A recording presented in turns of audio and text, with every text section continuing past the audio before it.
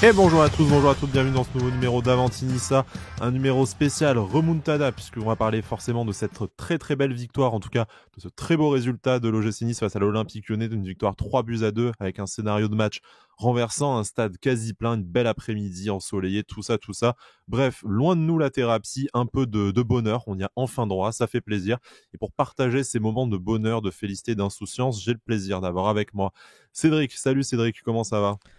Ça va les gars? Bah ouais, ça va très très bien, très très bien. Comment ça devrait ne pas aller ce matin là, Ouais, franchement, honnêtement. l'ascenseur émotionnel quand même, hein. On va en parler en détail, hein, mais l'ascenseur émotionnel quand même à 2-0, j'étais en train de me liquéfier et puis à la fin du match, j'étais voilà, Les c'était griffures de visage n'étaient pas loin. On sait que tu c'était es adepte l'Argentine de ce quoi. genre de Voilà. pratique. C'est ça. Nice Argentina, effectivement. Et on accueille également Romain pour parler de tout ça. Salut Romain, comment ça va ? Bonjour à tous, ça va? Bah ça va nickel, hein. Là, on peut pas espérer mieux, hein.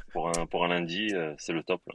Non, ça c'est le genre de bon début de semaine qu'on apprécie. Ça fait du bien à la tête après la semaine précédente et ce match face à 3 qui nous avait vraiment beaucoup déçus. Là, on sent qu'on a quand même remis quelque chose à l'endroit, même si, comme tu le disais, Cédric, on ne va pas occulter quand même qu'il y a 80-90% du match qui est peut-être pas loin d'être à jeter, mais vous l'aurez compris. Et de toute façon, je pense que vous-même en tribune, dans les transports en commun, pour revenir du stade, dans la voiture, de chez vous, sur les réseaux sociaux, ça a été le sujet de débat de ces dernières heures, de ce dimanche après-midi en revenant de l'Alliance Riviera. Est-ce que finalement on doit retenir cette très belle réaction, cette très belle victoire et également cette très belle opération au classement face à, on l'espère, un concurrent direct à l'Europe jusqu'au bout cette saison, ou est-ce qu'on doit retenir un contenu assez pauvre et assez inquiétant sur la majorité du match.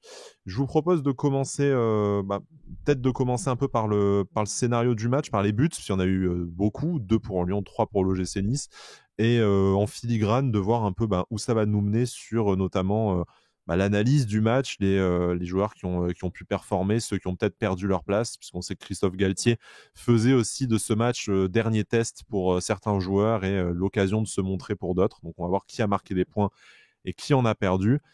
Mais commençons par ce qui n'a pas fonctionné. On n'était peut-être pas très inquiet à la mi-temps malgré le score, mais en tout cas, sur la première heure de jeu, tu es mené 2-0. Déjà, tu as ce premier but de Karl Toko et Kambi sur magnifique transversale de Boateng qui n'a rien à envier à Dante de ce côté-là.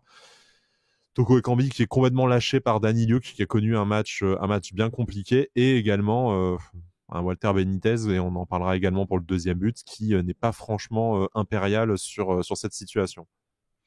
Ah bah clairement, hein, clairement, Danny Luke, ça a été très très compliqué pour lui, hein, mais bon, on s'en doutait. Alors on reviendra après sur les choix de Galtier qui lui-même l'a dit qu'il y a des choses qui n'ont pas fonctionné et qu'il était le responsable, l'unique responsable. Je pense que ça fait partie des choix qui ont pas fonctionné. Danny Luke, voilà, il y avait Atal et Lotomba disponibles en plus, donc c'était vraiment un choix de sa part de mettre Danny Luke arrière droit. Mais ça a été très compliqué après. Voilà, après le fait qu'il soit pas à son poste, entre guillemets, on peut un peu l'exenter de quelques reproches. Par contre, c'est vrai que sur le Là, il premier lâche but, le marquage quand même, indépendamment du poste. ouais, c'est compliqué. Non, mais attention, je vais pas dire qu'il y est pour rien, mais je pense que Benitez, enfin pour moi Benitez, la première frappe de Toko Ekambi est pas extraordinaire. Je Il ne doit pas pense la relâcher que comme ça. voilà, il doit pas soit tu la repousses clairement, tu l'envoies en corner, soit tu la captes, mais tu fais pas ça. Je pense même que la frappe était tellement entre guillemets anodine que c'est peut-être pour ça que nos défenseurs ne suivent pas derrière parce qu'ils pensent que la frappe est largement arrêtable, si on peut dire. Donc Toko Ekambi suit et marque, mais c'est vrai que sur les deux buts de Benitez, je l'ai trouvé vraiment vraiment pas serein. Donc l'issue du match fait que on oublie un peu ça. Mais quand même, tu regardes les deux buts, la frappe d'Awar, c'est pareil. Ouais, il Il peut est te coûter, pas il du peut te tout coûter exempt 3 points aujourd'hui si tu n'as pas ce scénario complètement dingue dans les 10 dernières C'est minutes. ça, c'est ça, c'est ça. Romain, du coup, on était surpris de voir Dani Luke aligné pour les raisons que Cédric a évoquées, parce que pour le coup, on avait le choix à ce poste-là avec Atal et Lotomba. Par contre, bon, c'est Dani Luke qui a été choisi. On s'attendait peut-être à avoir davantage une défense à 3, du coup, et se servir après de latéraux un peu plus haut pour pallier les différents les manques d'allant offensif dont on va également parler dans cette émission. Mais je sais pas si vous avez vu comme moi, mais du stade, j'avais quand même l'impression que c'était vraiment une défense à 4, que Daniluk est resté à ce poste de latéral droit et qu'il a eu beaucoup de mal, que ce soit sur cette occasion ou par la suite, notamment à participer à la première relance et à combiner avec Hicham Boudaoui qui était devant lui. Non, bah clairement, Danny Luc, il a été. Bah après, on le savait, hein, dès qu'on l'a vu sur la feuille de match, on a vu que bon, bah Danny Luc joue à droite, il a jamais été 100% serein à ce poste-là. Moi, je pensais que en phase défensif, on allait être à 3 derrière. C'est pour ça qu'il avait fait le choix de Danny Luc. Je l'ai pas vu. Je l'ai pas vu Ouais, au nous non niveau plus, tactique. hein, du coup, Ouais, enfin phase à la télé défensive ou phase peut-être, vous nous offensive. le direz, mais du stade, Ouais, du stade, franchement, ça s'est pas vu à une seule seconde. Donc, je pense que Lyon aussi a joué de telle sorte à ce que bah, Nice n'arrive pas à mettre son système en place. Mais en aucun cas, enfin, que ça soit en phase défensive ou offensive, j'ai vu une défense à 3. Donc, j'ai pas trop compris, bon, ce choix. Et c'est vrai que le pauvre, bah voilà, hein, ça rappelle un petit peu les années Malança, hein, où il oui. joue à gauche et puis où bah, on savait très bien qu'il était limité, mais on persistait à le mettre à gauche. Bon, là, t'avais le choix de Lotomba Attal, j'ai pas trop Ouais, voilà, compris. c'est ça. C'est vrai que à l'époque, Mais Sarr dépannait à gauche, entre guillemets, parce que t'avais exactement. potentiellement personne. Moi, Mais t'avais Mm. Racine Colli, quoi. Donc, bon. voilà. Ouais, Donc voilà, donc t'avais là. personne, quoi. Mais Mais au moins, Galtier, comme je l'ai dit en début d'émission, Galtier a eu l'honnêteté de reconnaître ouais, les voilà, c'est quelques ça. Mm, soucis de système, de plan de jeu, et il a reconnu ses torts. Donc. Mm. mm, Bon, en tout mm. cas, il avait aussi quand même un gros client face à lui, hein, Carl Toko Ekambi, qui est dans la forme de sa carrière, peut-être aussi. Ce qui est ben, peut-être d'autant plus étrange d'avoir choisi de mettre en difficulté Flavius Daniliuk face à un gros concurrent, à un poste, comme vous le dites, qui ne connaît pas. Mais bon, voilà, c'est une. On reviendra hein, sur ceux qui ont marqué des points, et forcément, en parlant de Youssef Attal, qui est certainement l'homme du match côté niçois. Mais je voudrais aussi d'abord parler avec vous, et là je pense parce qu'on va reparler un peu plus du milieu de terrain, que c'est un sujet qui va intéresser notre ami Cédric, hein, puisqu'on va parler notamment de ses deux idoles, Mario Lemina et Pablo Rosario. Sur le deuxième but marqué par Oussem Aouar, du coup, beaucoup ont souligné la passivité d'un Dante, ou en tout cas qui ne sert pas suffisamment au marquage Oussem Aouar et qui lui permet de déclencher une frappe.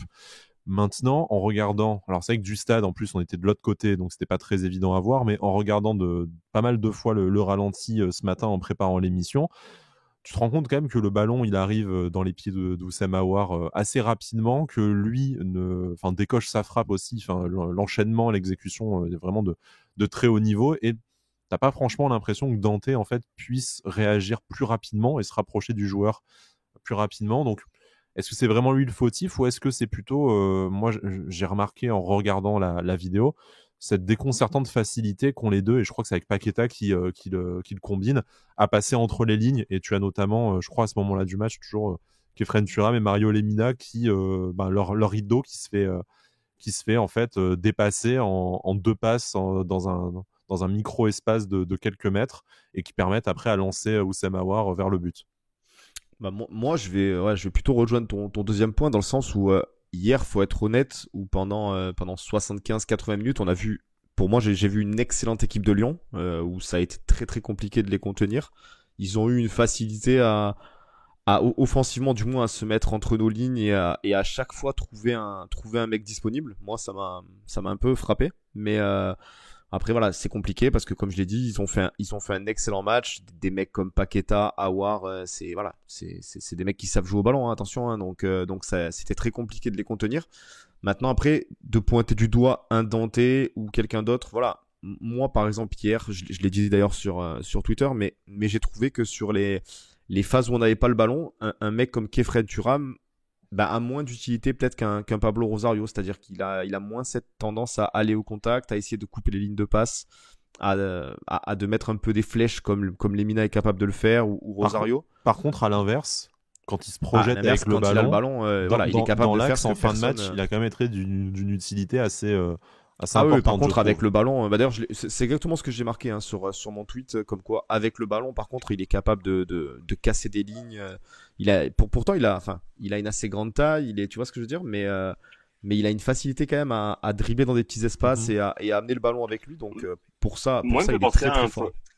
Moi, il me fait penser, bon, attention, hein, pas avec la même technique et tout, mais dans le style de jeu, un style de, tu sais, de Pogba, tu sais, vachement longiligne, mais dès qu'il a le ballon, tu sais, il se projette vite vers l'avant. Au bout d'un moment, il fait un rush.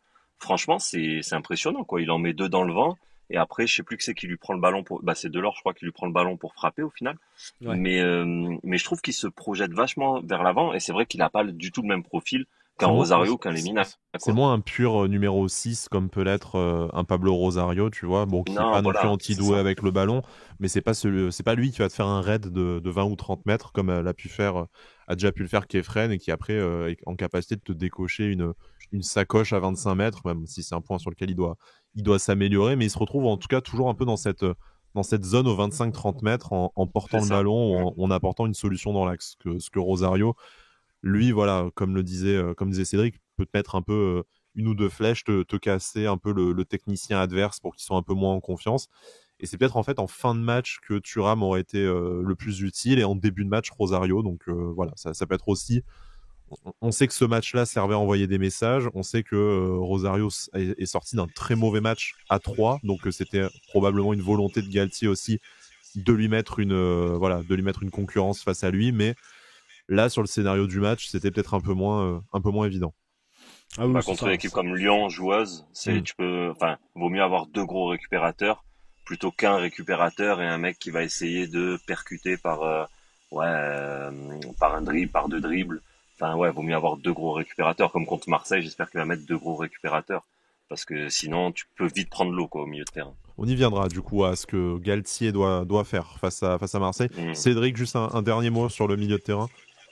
Non, ben ouais, je pense que vous avez tout dit. Je pense, voilà, vu que le système au final a été relativement similaire au système habituel, hein, c'est-à-dire qu'on s'est rapproché d'un 4-4-2, mais cette fois avec voilà Danny Luc arrière droit, Gouiri sur le côté gauche, tout ça. Donc, je pense qu'il aurait peut-être fallu, comme tu l'as dit, débuter le match avec la paire Lemina Rosario qui aurait peut-être été plus capable de couper les lignes de passe, d'empêcher un peu Lyon de faire le jeu, parce que c'est toujours pareil, hein, face à une équipe comme ça qui a besoin du ballon, qui joue au ballon, si tu les empêches un peu de faire des actions, bah, ils sont moins en confiance. Là, on a fait l'effet inverse pendant 75 minutes, 80 minutes. Donc voilà, je pense qu'un Thuram, après encore une fois, on est là, on refait le match, mais l'issue nous est favorable, donc voilà. Mais je pense que Thuram aurait peut-être été plus utile en entrant en fin de match, quoi. Peut-être, comme vous l'avez dit. Mm. Bon, on n'occulte pas aussi la responsabilité de Benitez. Autant sur le premier, il y a débat, autant sur le deuxième, on est quand même pas loin on est quand même pas loin de la faute de main. Oui, on y est clairement, on y est clairement On y est, dedans. Ouais. ouais. Ouais. J'essaie d'être gentil, mais bon, d'accord, non, non, là, On y est Et puis, clairement dedans. C'est vrai que et la frappe est Benitez pendant, sèche, elle part fort et tout, mais c'est vrai elle est relativement sur lui, quoi. C'est pas une frappe pleine lucarne qui est difficile à attraper. Voilà, il se met vite au sol, mais il fait la faute de main et voilà. C'est et dommage. Benitez sur une ou deux sorties, bon, on sait que c'est un de ses défauts, mais enfin moi j'ai une sortie en tête où il est complètement au chou et c'est un défenseur, je sais plus qui c'est, Todibo, je crois, ou Dante, qui met une tête, mais tu le vois, Benitez, il est à l'est alors que le ballon il est à l'ouest, quoi. ouais, Donc un match où il a été très peu inspiré, c'est dommage, hein, parce qu'il avait ouais, aussi fait un très bon début de saison. Bon là, heureusement sans conséquences comptables, mais on espère que ça restera une unique contre-performance, parce que sinon, effectivement, ça risque d'être ouais, ça arrive. assez compliqué de renverser deux buts d'avance Oui, à chaque rencontre. c'est Euh, ça. pour terminer sur le négatif, sur ces 80 premières minutes, donc voilà, on a un peu fait le scénario des deux buts parce que ça me semblait assez, au final, révélateur de ce qui n'avait pas fonctionné dans les choix de Christophe Galtier. Il y a un joueur dont on n'a pas parlé, peut-être parce qu'on l'a pas vu du tout, et pour qui commence à devenir vraiment, vraiment compliqué de se faire une place dans le 11. Euh, Pas trop aidé non plus par le fait qu'il se fasse balader de poste en poste. C'est Hicham Boudaoui qui a probablement été avec Danny Luke l'un des moins bons, si ce n'est le moins bon niçois sur la pelouse. Je l'ai trouvé un peu mieux que contre 3 déjà, mais clairement en fait on attend autre chose de lui. Aujourd'hui, certes, il n'est pas aidé parce que bon là, Galtier le met milieu droit, mais bon, il a quand même enchaîné quelques bons matchs au début, donc je sais pas si ça peut vraiment être une excuse, mais clairement, on attend autre chose de lui. Moi, quand je vois le petit Dacunia rentrer après, franchement, il a plus de mérite d'Acuna que que Boudaoui, mais Mais, clairement pour moi il est très décevant en ce moment, quoi. mais est-ce qu'on n'attend pas quelque chose de Boudaoui qui ne peut pas donner par ses qualités footballistiques qui sont quand même pas les mêmes qu'un Lucas Dacunia dont on parlera après, et que oui, il a réussi quelques bons matchs, il a fait l'intérim, mais bon, ce ne sont pas ses qualités, et du coup on peut forcer tant qu'on veut. Mais peut-être qu'on est en train aussi de bousiller un joueur qui a Ouais. été bien meilleur dans l'axe du jeu, et que, ok, une fois, si tu as un cheptel de blessés, tu n'as pas le choix, mais c'est peut-être pas une stratégie viable à long terme de compter Boudaoui comme un ailier dans ton effectif. Non, ça on est d'accord, mais après, euh, allez, on peut lui peut-être lui reprocher sur un match, bon ah, voilà, son manque d'apport offensif ou quelque chose, mais au moins retirer quelque chose de bon, quoi. Au bout d'un moment, on sait que Boudaoui il a quatre poumons, on sait qu'il peut faire les efforts défensifs. Là, sincèrement, défensivement, je l'ai pas trouvé fantastique. À la récupération, enfin enfin je sais pas, et pourtant face à lui il y avait quand même du Toko Ekambi, il aurait pu venir aider Danny Luc, enfin je l'ai trouvé pas inutile, mais Ouais, ouais, clairement moi transparent, j'attends quoi. beaucoup mieux, ouais, transparent. J'attends tellement de ce joueur parce qu'il a des qualités, donc je veux bien que ça soit pas son poste, mais au moins de retirer quelque chose de positif par rapport à un match, quoi. Mais là, trouver du positif, ça commence à devenir dur, quoi. Cédric? Moi, je vais être un peu dur avec Boudaoui. J'ai l'impression que voilà, on en attend énormément parce on sait son potentiel et on sait de quoi il est capable. Le problème, c'est que j'ai l'impression que chaque saison, il a des phases comme ça où pendant un mois et demi, il est à la limite de l'extraordinaire, hein, parce que en début de saison, il a été incroyable. Et puis derrière, il s'éteint à petit feu et il redevient le joueur un peu lambda qu'on voit malheureusement un peu trop. Voilà. Alors je sais pas si c'est le poste qui lui va pas, autre Il s'est chose ou quand même fait pas. beaucoup balader encore depuis le début de la saison. C'est Non, compliqué aussi. bien sûr. Moi, je trouve que c'est Ouais, ouais. compliqué pour un jeune joueur de développer tout son potentiel et d'enchaîner les matchs si en fait tu joues à chaque fois soit sur un côté alors que tu es un joueur axial, tu changes de côté match par match. Enfin, Non, moi mais je trouve Ouais, je peux l'entendre, hein, évidemment, hein. Après, quand t'es dans, enfin, au final, dans l'axe là, t'as des mecs comme oui, bien sûr. Lemina, Rosario, Thuram, qui sont, voilà, c'est compliqué pour l'instant de bousculer la hiérarchie pour le Boudaoui actuel, j'ai envie de dire. Maintenant, voilà, je rejoins un peu Romain dans le sens où fait parler tes qualités à n'importe quel poste où tu vas jouer, on sait, il a fait en début de saison des matchs énormes sur le côté droit, Boudaoui. Là, le problème, c'est que t'as l'impression que c'est vraiment l'ombre de lui-même. On le voit pas en fait. Voilà, que je vous rejoins sur le fait que vous aviez dit que vous l'avez trouvé un peu transparent. Mais c'est ça, moi sur le match d'hier, voilà, il y a quelques joueurs, que ce soit dans le positif ou dans le négatif, qui me reviennent en tête. Mais un mec comme Boudaoui, je sais pas trop quoi dire sur son match Si tellement, je te l'avais tellement je l'ai rappelé, peu tu vu, aurais quoi. même oublié qu'il était titulaire, le Bah Tigre, en tout ouais, cas. presque, pas faux. on en est presque là, quoi. Ouais, c'est vrai. C'est malheureux. Mais après Boudaoui, pour finir avec lui, ce qui va être dur aussi, c'est de rentrer dans le 4-4-2, hein. Parce que moi, je le vois pas avec le rôle qu'il peut avoir dans les deux milieux de terrain centraux. Je le vois pas meilleur ou même avoir l'utilité que peut avoir un Rosario, Lemina ou même un Thuram, hein. Parce que récupération, à la récup, moi, Boudaoui, je le vois pas aussi puissant qu'un de ces trois-là, hein. Hmm.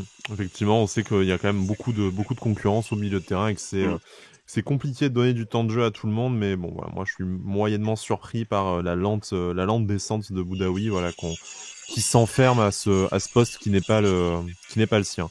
Je vous propose qu'on arrête sur le côté négatif, qu'on passe un peu à ces 10 dernières minutes qui ont été vraiment d'une très très grande qualité. Et commençons, je pense, par l'homme du match, même si c'est Melvin Barr qui a été élu par les supporters. Je pense la faute à un vote de l'aiglon du match qui a commencé un peu avant que le scénario se retourne complètement. Je parle bien entendu de Youssef Attal qui, suite à son entrée, a tout fait. Buteur, il obtient un penalty, il est avant-dernier passeur sur le troisième but. D'ailleurs, clairement, on a beaucoup critiqué Youssef Attal, on a surtout beaucoup regretté de ne pas revoir le joueur qu'on avait connu lors de sa première saison à Nice. Et là, je pense qu'en fait, c'est tout simplement son meilleur match depuis la saison où il est arrivé. Et c'est ce qu'on a vu de plus proche de l'ancien Youssef Attal depuis très longtemps, depuis 1 an et demi peut-être. Je pense que c'est ce qu'on a vu de mieux et de plus en adéquation avec les attentes qu'on a envers ce joueur. Bah clairement, lui, il a fait une entrée, c'est stratosphérique. Hein. Je veux dire, il leur a mis une misère. Bon, on le voit sur le penalty. Hein, pour ceux qui ont revu l'action du penalty, enfin, c'est Emerson, je crois, qui mange le petit pont gratos là et Ouais, derrière qui fait la faute. magique. Enfin, il fait une entrée. Enfin, comme tu l'as dit, même s'il joue, je sais pas, il doit jouer une vingtaine de minutes total, peut-être un truc comme ça. Il doit être aiglon du match sur ce match-là. C'est évident parce que c'est vraiment son entrée qui est déterminante. Hein. Tout part de lui, les 3 buts partent de lui. Donc voilà, j'espère. Voilà, en plus Galtier l'a dit qu'il devait avoir une discussion avec lui. Donc ce matin, le lendemain du match. Ah, donc à voir. Hein. Peut-être ça a changé. Le match a changé la donne dans la possible discussion qu'il devait y avoir entre Je les deux. pense que le contenu de la discussion Voilà. a un peu changé. a été un peu décalé quoi. Donc mais clairement quand t'as un joueur comme ça qui est capable d'évoluer à ce niveau. Donc je sais pas, je vais pas me prétendre quoi que ce soit en disant le problème vient de là ou de n'importe où. Mais s'il arrive à se mettre dans la tête qu'il est capable de faire des perfs comme ça sur 90 minutes de tous les matchs, ben peut-être qu'il redeviendra le Attal qui est de la première saison, qui avait un potentiel monstrueux, qui était capable de toucher tous les top clubs qui pouvaient potentiellement avoir. Donc maintenant à lui, je pense qu'il est le seul à décider s'il est capable de réitérer ces performances-là. Bon, après, on n'attend pas à ce que chaque semaine, chaque match, il soit décisif sur 3 buts non plus. Mais bon, là, il y avait quand même, ne serait-ce que dans l'intention et même dans l'implication collective, même s'il met son but quand même aussi en solo, je pense que s'il trouve pas la lucarne et la barre rentrante, vu comme il oublie de l'or dans l'axe, il se serait fait fumer quand même. Je lui ai hurlé la passe pendant 3 minutes. Quoi. Mais bon, Après, au final, c'est le bon choix finalement. Mais voilà, enfin, sans aller jusqu'à attendre une performance comme ça toutes les semaines, c'est vrai que là, on a quand même vu quelque chose qui ressemblait un peu plus. Et surtout, j'espère que voilà, touchons du bois. C'est aussi en enchaînant les matchs sans se blesser que petit à petit, il reprendra confiance physiquement et footballistiquement et qu'on pourra envisager de le voir réitérer ce genre de performance. Mais Romain, du coup, pour toi, tu nous rejoins, j'imagine. C'est quand même l'entrée d'Attal qui change la physionomie de cette fin de match.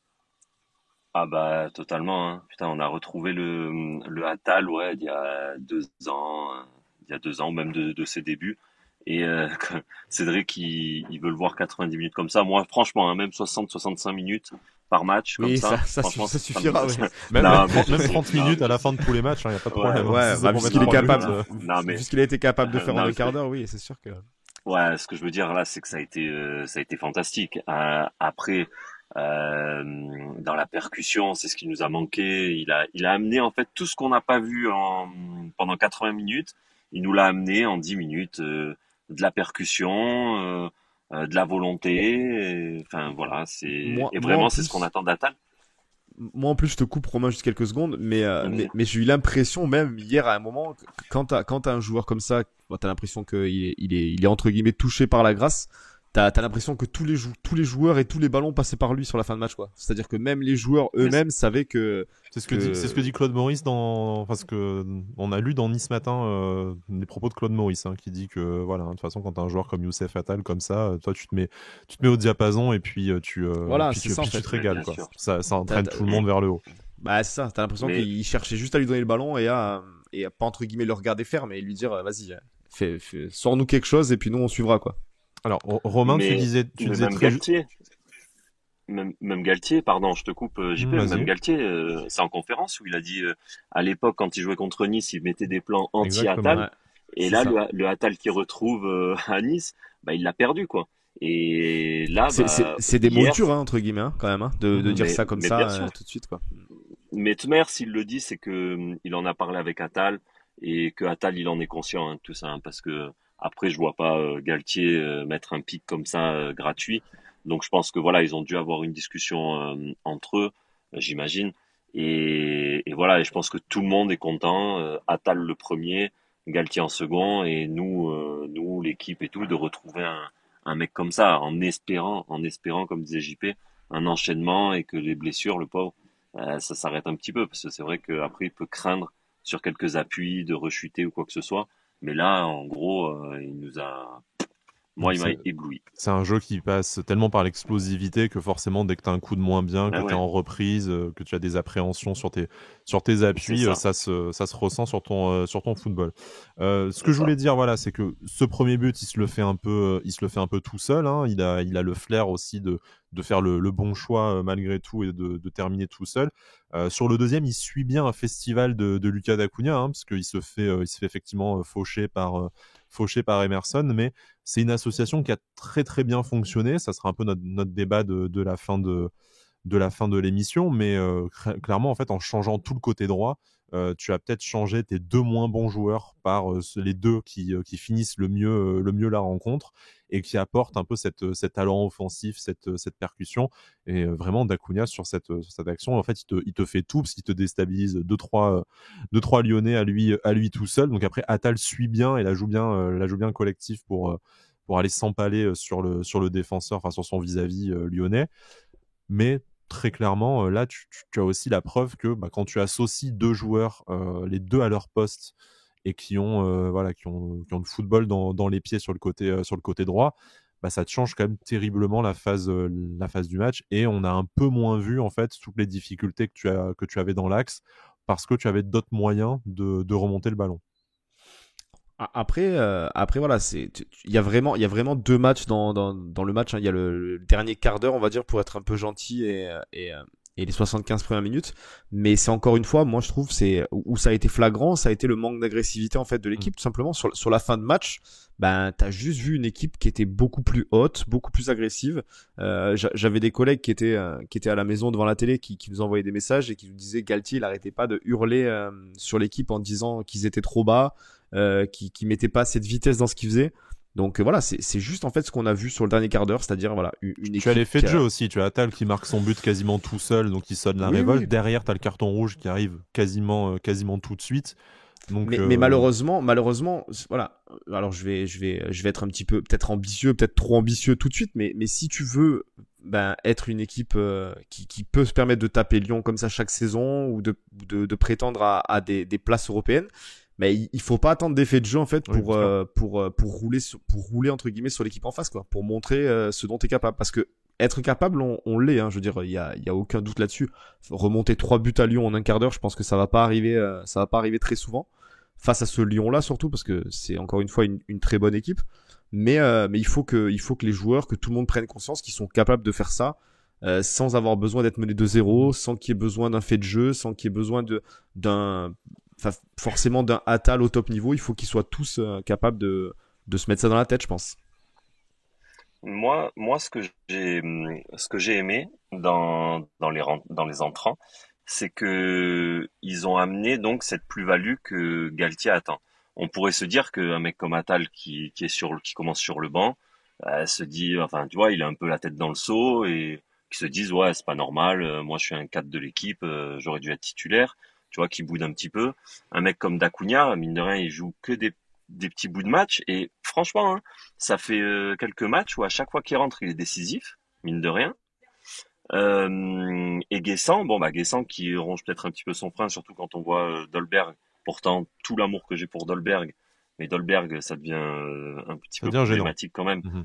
Voilà, exactement. Et Guessant, tu vois qu'à chaque fois quand il rentre, il t'amène cette percussion, cette vitesse. Là même, il a amené la finition. Donc moi, je trouve que c'est l'état d'esprit des mecs qui sont sur le banc, qui ont su amener en fait cette révolte.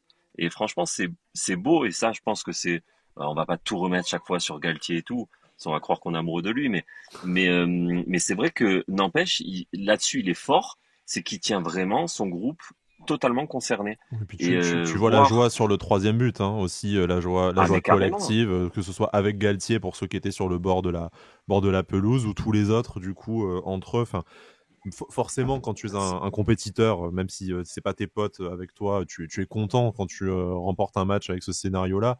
Mais là, voilà, tu sens qu'il y a quand même aussi vraiment une vraie osmose dans ce groupe. Et comme tu le disais, que personne ne tire la gueule, tu perds ta place des fois, mais tu as tout le monde, on va dire, a l'opportunité quand même de rentrer en jeu et d'apporter sa pierre à l'édifice. Les 50 ans permettent ça aussi. Effectivement, On n'a pas parlé de Alexis Claude Maurice, hein, comme en rentrant, qui est revenu il y a quelques semaines Mais de oui, blessure, en plus. qui est passeur décisif, hein, sur le 3e but de Alors, Evan si la Guessant. passe elle est volontaire, le gars, Alors c'est voilà, masterclass, quand même. la question justement que je voulais vous poser, parce que j'ai regardé plusieurs fois le ralenti, j'ai du mal à me On peut décider pas, si la passe est volontaire ou pas. À mon avis, il veut s'emmener le ballon pas sûr. dans cette zone-là, Mm. après que lui, son contrôle soit trop long et que ça se transforme en passe. Mais à mon avis, quand tu vois la position du corps, il veut en fait passer son vis-à-vis sur la prise de balle. Après, quelle Mm. inspiration de Guessant quand même de prendre l'espace, et il faut Incroyable. il Mm. faut y aller, faut réussir le geste, parce que Lopez sort quand même assez vite, tu vois, il faut la placer. Pour un jeune joueur, comme tu disais Romain, qui a quand même des miettes aussi, un peu de rencontres, et qui peut Bah ouais. ronger son frein, là il a vraiment apporté quelque chose. Bon, il a apporté 3 points, hein, c'est pas rien forcément, Mm. mais rapidement il a pu montrer qu'il avait le niveau pour être le 4e attaquant à l'OGC Nice. Et peut-être mieux, je voudrais qu'on ouvre cette deuxième partie de l'émission maintenant sur un peu, est-ce que pour vous ça a été un coaching gagnant de la part de Galtier? Est-ce que les remplaçants ont joué leur rôle de remplaçant en apportant quelque chose? Ou est-ce que c'est le 11 de départ qui était complètement claqué? On a commencé à y répondre sur certains postes, et notamment au poste de latéral droit.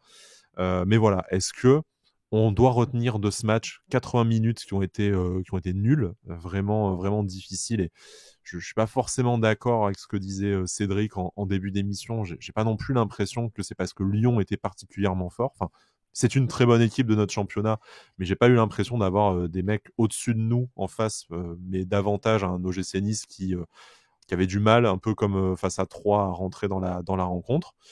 Ou est-ce qu'on doit retenir uniquement ces 10 minutes où on a prouvé qu'en fait on était capable de battre n'importe qui, n'importe comment?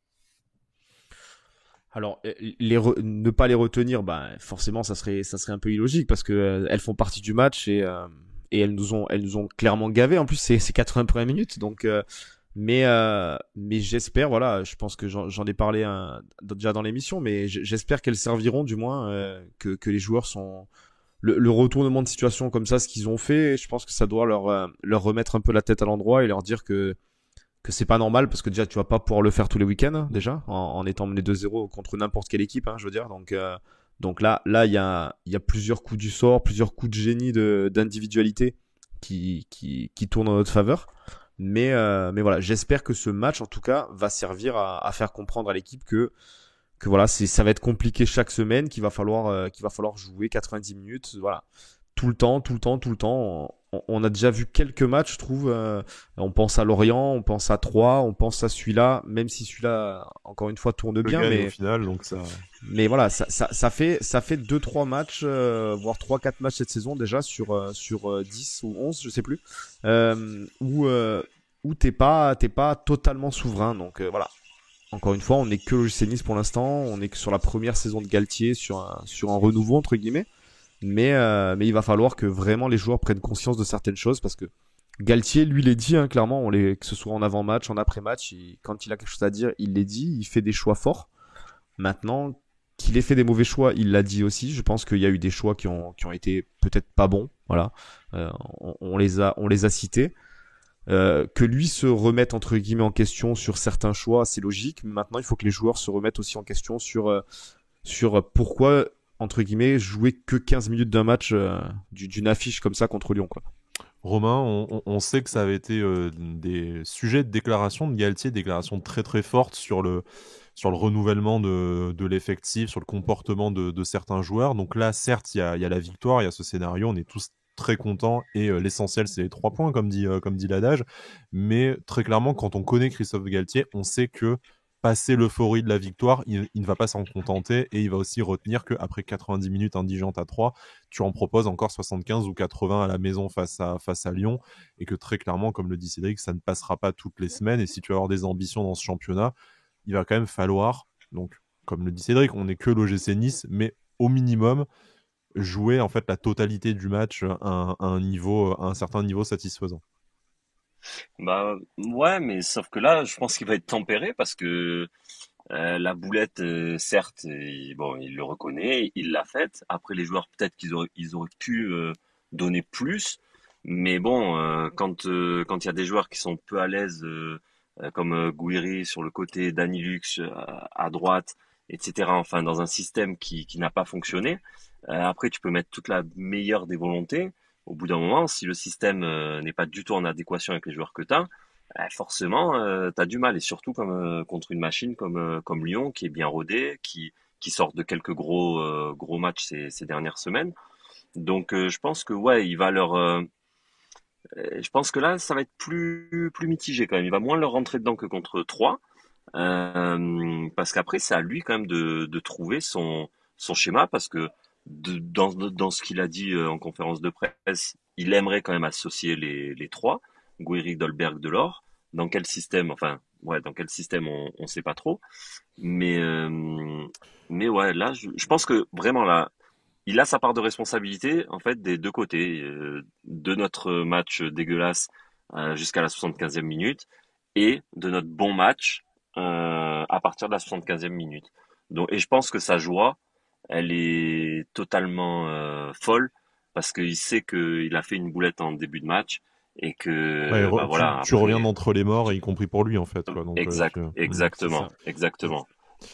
Parlons-en de l'association des trois devant, du coup, parce que tu cites spontanément, on n'a pas encore parlé du match d'Amine Gouiri, un match qui, je trouve, a été extrêmement compliqué. Ça a été beaucoup critiqué, ce positionnement à gauche. Malgré tout, selon moi, si tu décides d'aligner les trois avec Casper Dolberg et Andy Delors, c'est très clairement Amine Gouiri qui a le profil le plus adapté pour jouer sur le côté. Je trouve qu'il t'apporte quand même une certaine vivacité, une capacité d'élimination à un contre un que n'ont pas forcément les deux autres. Cette capacité aussi à un peu essayer de casser les lignes et à déstabiliser le bloc défensif adverse. Mais tu te prives également peut-être de ton meilleur joueur, en tout cas de ton meilleur joueur offensif et de celui qui a la plus grosse capacité à faire la décision et à être décisif.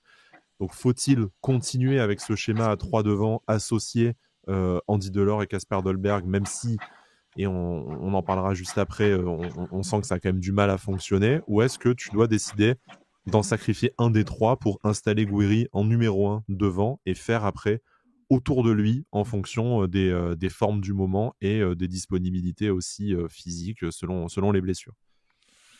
Gouiri, moi, alors sans parler uniquement du fait que voilà de son positionnement à gauche et tout, je trouve qu'il est dans une phase en ce moment où il force énormément tout ce qu'il essaye en fait. C'est-à-dire que qu'on l'a vu hier se prendre de plein fer les défenseurs centraux lyonnais, 100% euh, d'accord.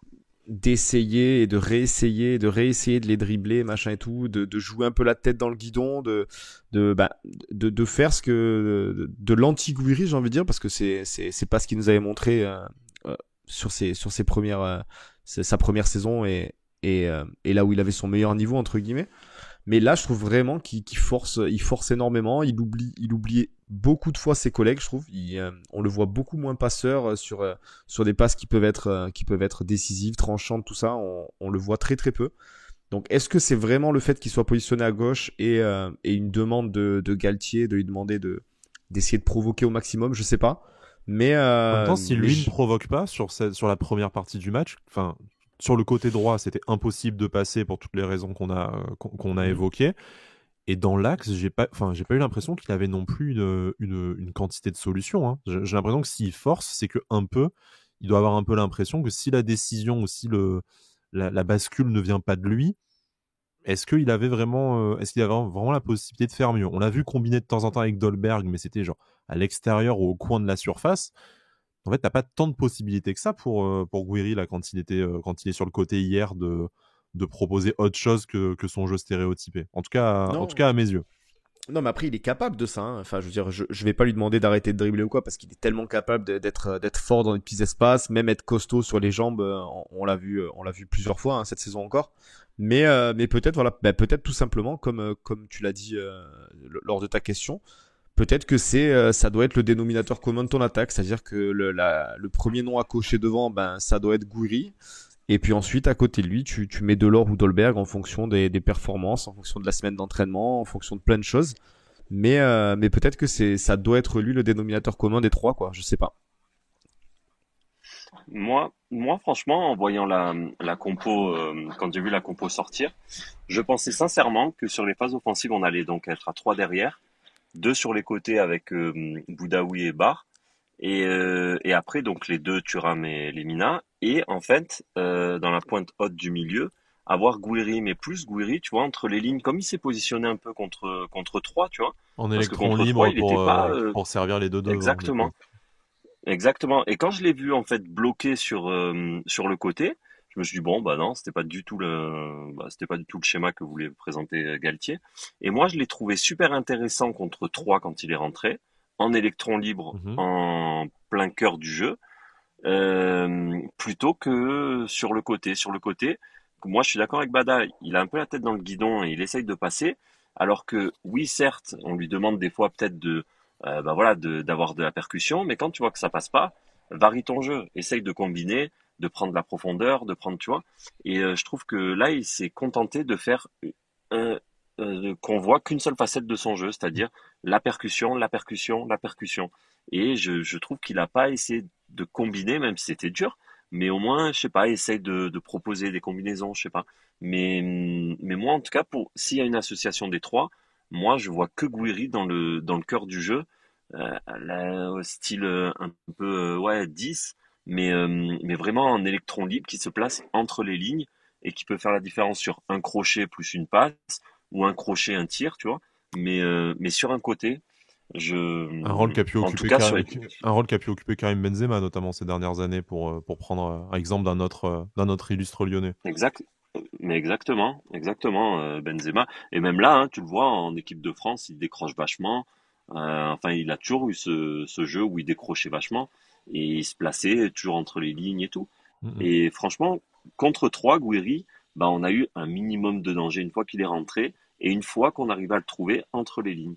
Et je pense que l'association, elle passera par là, mais pas Gouiri sur un côté. Le problème, c'est que quand Gouiri a le ballon et qu'il part avec le ballon, en fait, comme ça sur un côté, je vais pas dire qu'on sait ce qu'il va faire, mais je pense qu'il est beaucoup plus attendu et beaucoup plus prévisible Bien sûr. que quand il reçoit des ballons, comme tu l'as dit, entre les lignes, où il est capable d'avoir une palette offensive assez variée. Donc ça, je pense que c'est aussi des trucs sur lesquels Galtier doit travailler. Ouais, et puis il prend connaissance de son groupe. Ça fait que 10 matchs et tout, donc il peut pas connaître son groupe encore à 100%. Lui, C'est ça. il peut faire des erreurs comme les joueurs font des erreurs. Bon, bah voilà, le tout c'est de les rectifier et de pas s'entêter comme Voldemort, là. Pour terminer sur l'association des trois, on a notre auditeur Mats qui nous a fait le plaisir de nous envoyer un message pour participer au débat et nous donner son avis. Pour lui, Delors et Dolberg, c'est quand même assez similaire, on va dire, dans les déplacements et dans leur jeu aujourd'hui dans le 11 de départ, qu'il manque vraiment un attaquant un peu de type Alassane Plea qui sera capable de proposer des solutions et de prendre la profondeur. C'est vraiment pour lui la principale cause de notre on va dire stérilité offensive, parce que malgré tout, nous restons du coup la deuxième meilleure attaque de Ligue 1, mais en tout cas de cette incapacité à développer un jeu chatoyant sur le volet offensif, et que ça, voilà, ça ne permet pas non plus à Gouiri vraiment de libérer des espaces et d'essayer un peu de participer au jeu offensif, comme on a pu le dire précédemment. Pour lui, le problème ne vient pas tant du système que des joueurs utilisés. À Lille, Galtier disposait quand même de joueurs un peu plus rapides sur les côtés et peut-être de véritables joueurs de côté qu'il n'y a pas, qu'il n'y a pas à Nice, même si on espère beaucoup du retour de blessure de Justin Kluivert, même si voilà, ça commence à se répéter aussi pour lui. Et un Calvin Stengs également qui a du mal à s'imposer. Mais peut-être que du coup, le jeu tel qu'on l'envisageait devant dépend un peu plus de ce profil de joueur. Je ne sais pas ce que vous en pensez, mais ça rejoint un peu aussi ce qu'on disait sur quand tu es obligé de mettre des Hicham Boudaoui, des Hassan Kamara au poste d'ailier, c'est peut-être aussi tu joues avec des joueurs qui ne sont pas compatibles avec l'ambition que tu as dans le jeu, en tout cas en termes de profil. Moi, je pense pas qu'il soit entre guillemets totalement incompatible de Lord Dolberg, mais par contre, je pense que c'est vraiment des joueurs qui ont besoin que le bloc équipe soit très très haut, qu'on soit enfin, qu'on soit face à une équipe où on domine totalement notre sujet, où vraiment voilà le bloc est très très haut, les milieux, les ailiers, parce que là, on les a vus contre Lyon, on était trop bas, eux ils se sont retrouvés au niveau des 30-35 mètres adverses. Et ces mecs-là, avec le ballon à 35 mètres des cages, ben entre guillemets, ils sont pas capables de créer le danger. C'est des joueurs qui sont des tueurs devant le but, qui sur le moindre ballon, sur une frappe, une tête, n'importe quoi, ils sont capables d'être dangereux. Mais si tu les sors de leur zone de confort, ces mecs-là, ben voilà, ils deviennent entre guillemets transparents. Voilà, hier Dolberg et Delors, on les a vus tenter des frappes de loin. Ils ont fait parce une que frappe voilà. chacun qui était pas cadrée Voilà. et basta quoi. Mais voilà, donc parce qu'encore une fois, ben on a passé 80 minutes à être très très bas, à subir un peu le jeu lyonnais. Et du coup, voilà, ben au bout d'un moment, ils tentent des choses parce que c'est des buteurs et qu'ils ont besoin de ça aussi pour se mettre en confiance. Mais si tu les trouves pas dans la surface, ces mecs-là, je pense que ils apportent très très rarement le danger. Ouais, On te sent j'ai envie d'être perplexe. d'accord, mais j'ai envie d'être d'accord, mais je suis pas totalement d'accord. Moi, en C'est fait, pour ton moi, droit. Hein. Delors, Je suis ni je pour ni sais, mais contre, bien j'aime au tellement contraire. Bada. Non, mais Bada, moi, il sait, c'est main collée, c'est copain, c'est cœur avec la main, quoi. D'accord. Mais C'est beau. non, mais ce que Je je ne veux pense dire, pas c'est qu'il que se vexera, mais très belle dédicace. non, mais après, pour moi, Delors et Dolberg, ils ont pas totalement le même profil. Moi, je pense qu'ils peuvent être compatibles, mais encore une fois, avec un mec derrière eux qui peut leur amener cette passe, etc. Après, que ça soit des mecs de surface, ok, même si je pense que Dolberg, c'est plus un mec de surface que Delors. Mm. Delors, quand même, tu vois qu'il a une activité pendant le match. En premier rideau défensif, quand même, le Delors, faut le passer, hein. Il est chiant. Parce qu'il se bat de partout, il court de partout, Ah, c'est un il animal. Hein. accroche. Ouais. Ah ouais, il accroche le joueur. Dolberg, tu le vois jamais faire ça, hein. Dolberg, tu le vois un petit peu courir et tout. Euh, Faire le minimum syndical, on va dire, en termes de repli défensif. Mais par contre, Delors, lui, il y va à fond, à 100%. C'est pour ça que je trouve que ces deux profils, ils peuvent être compatibles, mais encore une fois, avec, tu sais quoi, je vais à Montpellier, Delors, Laborde, et derrière, ils avaient quand même des mecs comme Savanier, Mollet, tu vois. Mm. Et quand derrière, tu as des mecs, si tu peux avoir par exemple un Gouiri juste derrière eux et un Stengs qui, par la passe, les amène à avoir des ballons en profondeur ou dans la surface, etc.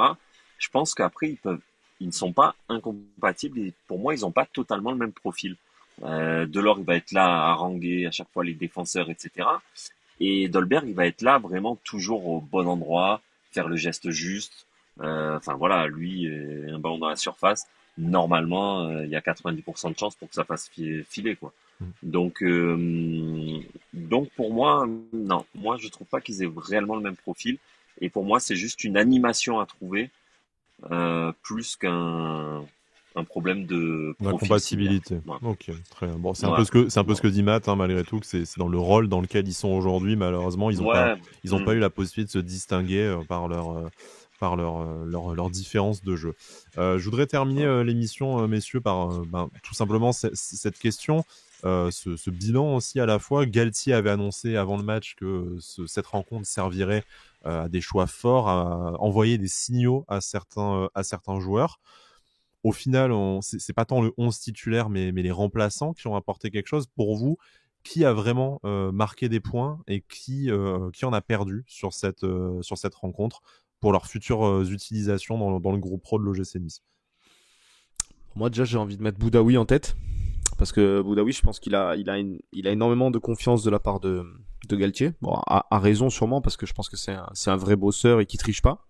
Et que c'est un Mais crack quand même aussi. Hein, donc, oui, non, mais voilà, clairement. Donc, mais pour l'instant, même s'il a eu un début de saison très très bon, je pense qu'il est pour l'instant pas à son meilleur niveau. Donc voilà, je pense peut-être à lui. Après, sur les positifs, je vais plutôt passer sur les mecs qui ont marqué des points.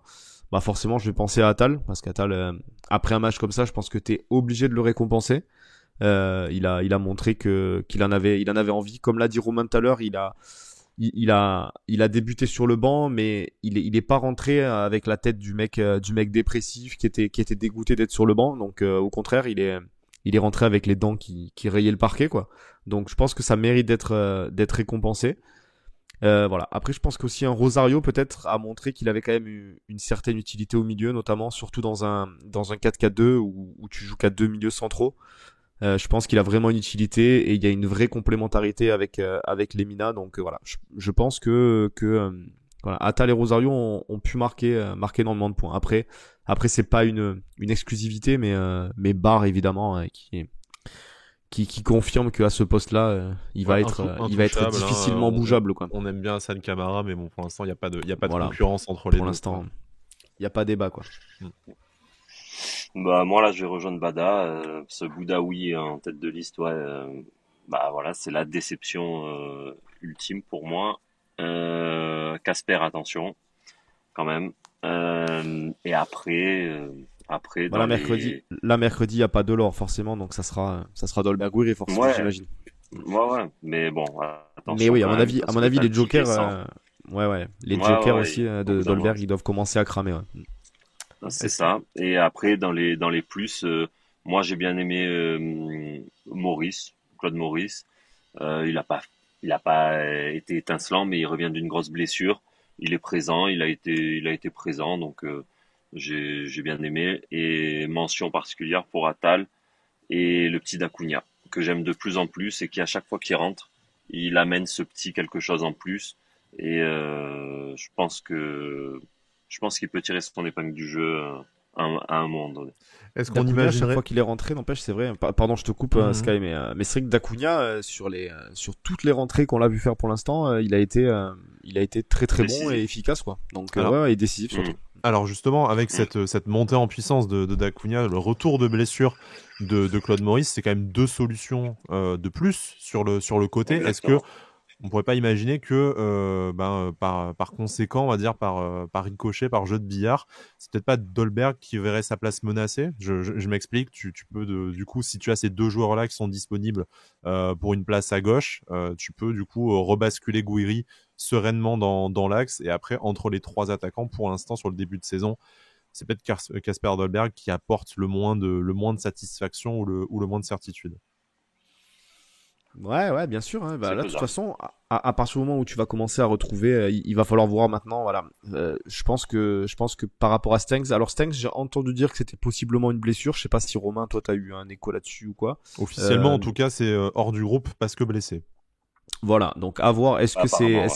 Est-ce qu'il est vraiment blessé? Est-ce que c'est vraiment pour lui dire, garçon, même si on t'a payé un peu cher, il va falloir en faire un peu plus.